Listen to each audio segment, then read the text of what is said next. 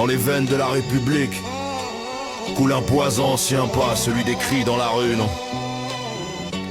Celui qui s'infiltre dans les formulaires, les fichiers, les quotas invisibles. Un racisme qui n'a pas besoin de haine déclarée pour broyer. Il opère en silence, à travers les institutions qui disent égalité pendant qu'elles trient les corps et les noms. Dès l'école, les orientations qui ferment les portes aux gamins des cités, ceux dont le prénom sonne comme une alerte. Des profs bien intentionnés qui conseillent filière pro parce que c'est plus adapté. Les contrôles aux faciès qui transforment un trajet banal en humiliation systématique. La police qui voit d'abord la couleur avant le citoyen. Les employeurs qui ne trouvent pas le profil quand le CV vient de Seine-Saint-Denis. Les bailleurs qui refusent le dossier, trop risqué. Tout ça sans un mot raciste prononcé, juste des pratiques neutres en apparence qui reproduisent la hiérarchie coloniale mise à jour. Le système n'est pas cassé, il fonctionne exactement comme prévu. Il maintient l'ordre racialisé sous couvert de méritocratie républicaine.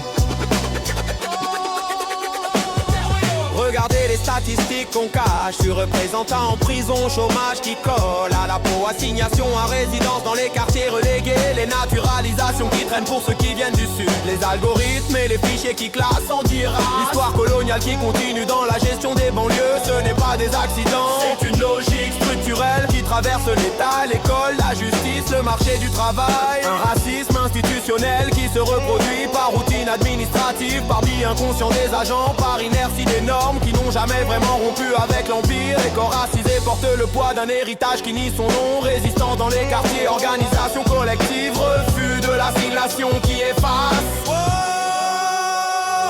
Racisme systémique dans les murs de la France. Pas d'exception républicaine, des mensonges qui dansent. Des cités aux préfectures, des commissariats au bois. Le système broie, on se lève, on riposte.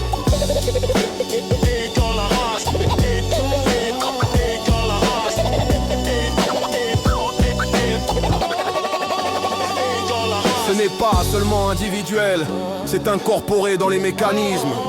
Les politiques migratoires qui sélectionnent, les discours sécuritaires qui diabolisent, les médias qui essentialisent, les enfants des indépendances qui deviennent suspects à vie. On nous parle d'intégration pendant qu'on nous parque. On célèbre la diversité de façades pendant que les inégalités se creusent. Mais les quartiers populaires savent, ils vivent ce racisme structurel au quotidien. La lutte continue, unie des immigrations et des banlieues contre l'ordre racial qui se cache derrière l'universalisme blanc.